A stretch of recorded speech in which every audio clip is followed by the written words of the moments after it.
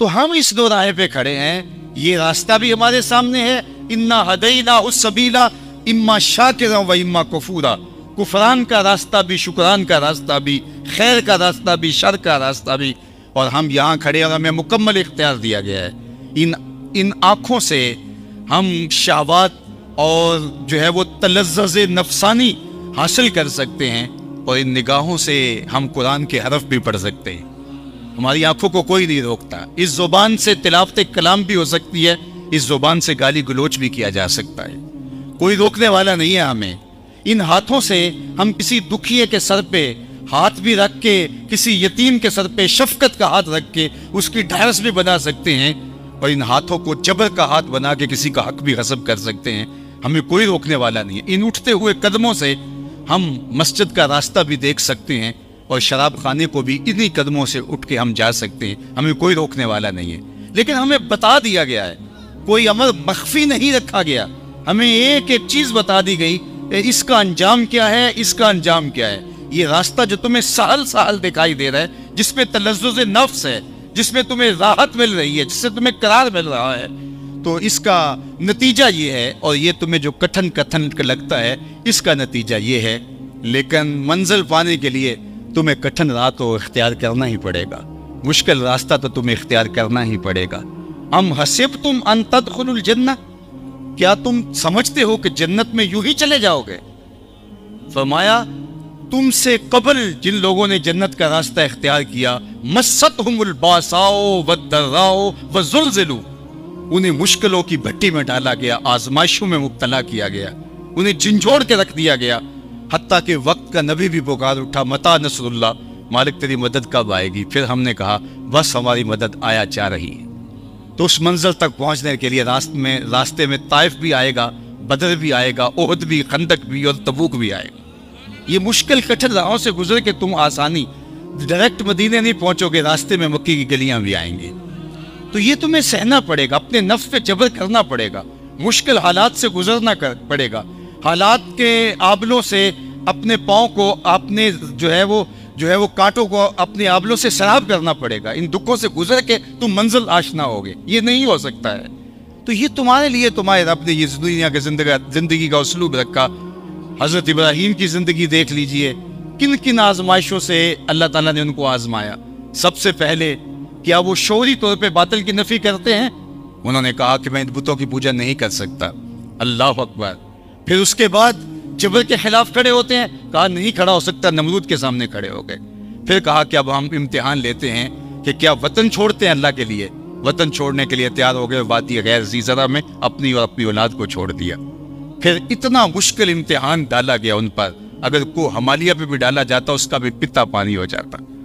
کہا کہ اب اپنی سب سے قیمتی چیز کی گردن پہ چھری رکھ دو، سب سے قیمتی چیز میری راہ میں ذبح کر دو، اور پھر بیٹے کی گردن پہ چھری رکھ دیتے ہیں۔ یہ تماشا لب بام تھوڑا ہے، اللہ اکبر۔ ہمارے ایک بزرگ فرمایا کرتے تھے کہ ہر بندے کا ایک اسماعیل ہوتا ہے، جب تک وہ اپنی اسماعیل کی گردن پہ چھری نہ رکھے رب کا قرب نہیں ملتا ہے۔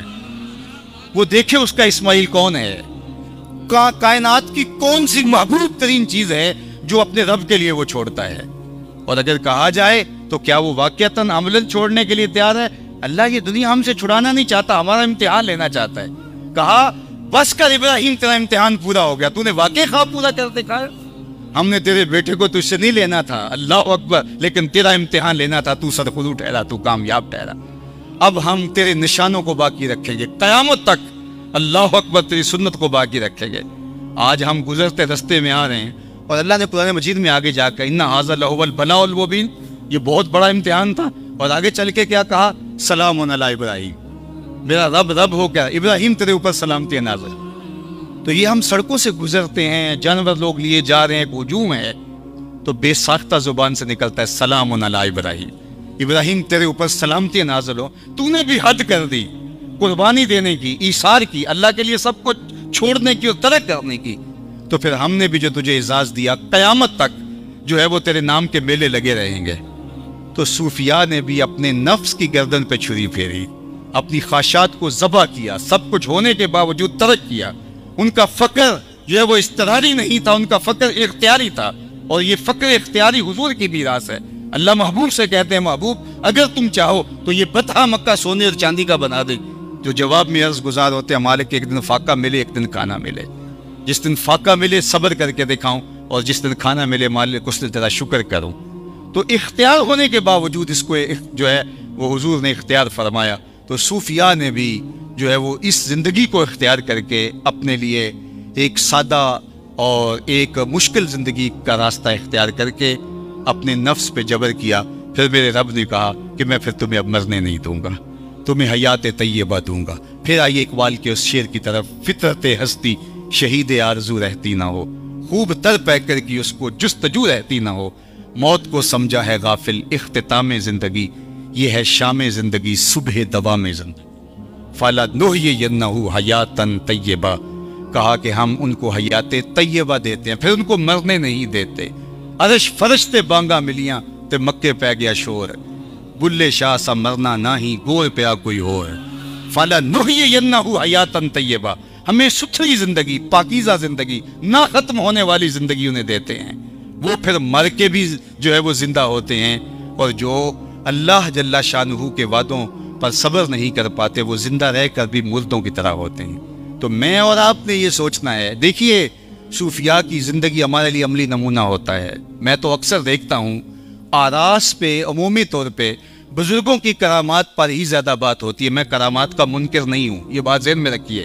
کرامت کا من حیث الکرامت انکار کفر ہے. وہ کرامات جن کا بیان قرآن مجید میں مذکور ہے اس کا انکار بھی کفر ہے. جیسے آصف بن برقی اگر تخت بلقیس لانا ہے, سیدہ مریم کے حجرے میں بے موسم پھلوں کا موجود ہونا ہے, قرآن کا انکار لازم آئے گا.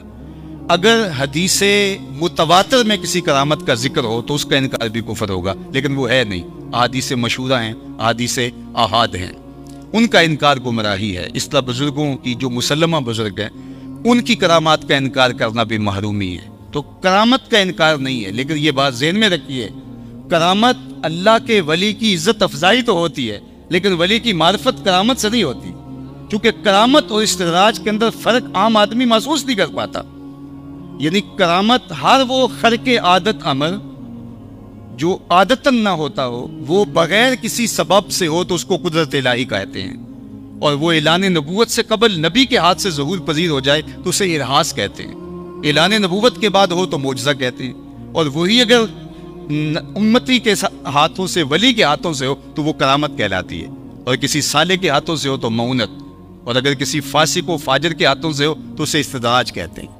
تو استدراج اور کرامت اس کو سمجھنا یہ عام آدمی کا بس ہے ہی نہیں. حضرت شیخ علی الخواص فرماتے ہیں, حضرت داتا گنج بخش علی حجویری کشف المعجوب میں لکھتے ہیں کہ حضرت شیخ علی الخواص کہتے ہیں میں جنگل میں جا رہا تھا تو ایک شخص میرے پاس آیا, کہنے لگا آپ علی الخواص ہیں؟ میں نے کہا جی. اس نے کہا میں آپ کے ساتھ سفر کرنا چاہتا ہوں, تو میں بہت دور سے آیا ہوں اور میں عیسائی ہوں, نصرانی ہوں, اور میں نے آپ کی شہرت سنی. تو کہتے ہیں میں نے اس کو ٹالنا چاہا, میں نے کہا میرے ساتھ تم برداشت نہیں کر پاؤ گے. اس نے کہا نہیں جناب مجھے محروم نہ رکھیے, بڑا لمبا سفر کاٹ کے آیا ہوں. آپ نے کہا کہ میری شرط یہ ہے کہ آپ کو پھر میرے ساتھ صبر کرنا ہوگا. اس نے کہا مجھے منظور ہے. 8 دن چلتے رہے, کچھ کھانے کو کبھی میسر ہوتا کبھی نہ. ایک دن اس کے ہاتھ پاؤں کانپنے لگے. اس نے کہا علی الخواص آپ اللہ کے بندے ہیں, تو آپ اللہ سے میرے لیے کچھ اور اپنے لیے کچھ طلب کیجیے, اب بھوک برداشت نہیں ہو رہی. میں نے کہا تھا برداشت کرو, کہا بے بس ہو گیا ہوں کیا کروں. کہتے ہیں میں نے سجدے میں سر رکھ دیا. باب الکرامات کشف المعجوب دیکھیے, سجدے میں سر رکھ دیا اور مالک کی بارگاہ میں عرض کیا مالک اس کافر کے سامنے مجھے رسوا نہ کرنا. آسمان سے ایک طبق اترا جس پر 2 پیالے شربت کے اور 2 روٹیاں تھیں. میں نے کہا کول کھائیے. تو اس نے ایک پیالہ لے لیا, ایک روٹی اور ایک میں نے. پھر سفر شروع ہوا. 8 دن کے بعد دوبارہ اس کی وہی حالت ہوئی. میں نے کہا کہ اللہ نے اس نے لاج رکھ لی تھی, روز کیفیت ایک جیسی نہیں ہوتی, تو آج پھر یہ مجھے آزمائے تو میں اس پہ ہی ڈالتا ہوں. میں نے کہا تو بھی عیسائیوں کا بہت بڑا پیر پادری ہے, آج تیری باری. اس نے سجدے میں سر رکھ دیا. تھوڑی دیر کے بعد آسمان سے طبق اترا جس پر 4 روٹیاں تھیں اور 4 پیالے شربت کے تھے. اس نے کہا کل یا شیخ. میں نے کہا میں نہیں کھاؤں گا, چونکہ تو عیسائی ہے اور یہ کرامت ہو نہیں سکتی, استدراج کا کھانا میرے لیے جائز نہیں ہے. تو اس نے کہا کل یا شیخ, شیخ کھائیے اور مجھ سے 2 مبارکیں بھی وصول کیجیے. میں نے کہا کیا؟ اس نے کہا، میں نے سجدے میں سر رکھ کے کہا، اللہ اگر اسلام سچا دین ہے تو 2 شربت کے پیالے اور 2 روٹیاں بیچ دے، اور اگر علی الخواص واقعہ تیرا ولی ہے تو 2 پیالے اور 2 جو ہے وہ روٹیاں اس کے صدقے سے بیچ دے۔ تو یہ 4 پیالے اور 4 روٹیاں ہیں، تو اس کا مطلب اسلام بھی سچا ہے اور آپ بھی اللہ کے ولی ہیں، اور آپ ہاتھ بڑھائیے اور مجھے اسلام میں داخل۔ اب اس پر جو بات سمجھنے کی ہے، حضرت داتا صاحب نے جس پہ گفتگو کرتے ہوئے کہا، فرماتے ہیں کہ علی الخواص جیسا بزرگ یہاں کہتا ہے کہ اب یہ جو ہے استدراج ہے یا کرامت ہے؟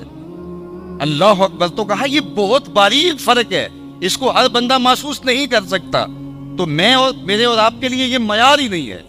یہ ولیوں کی تکریم ضرور ہے اور برحق کا انکار کفر ہے، لیکن یہ معرفت کا ذریعہ نہیں ہے۔ معرفت کا ذریعہ قرآن نے دوسرے مقام پہ بیان فرمایا، الذین آمنوا وکانوا یتقون۔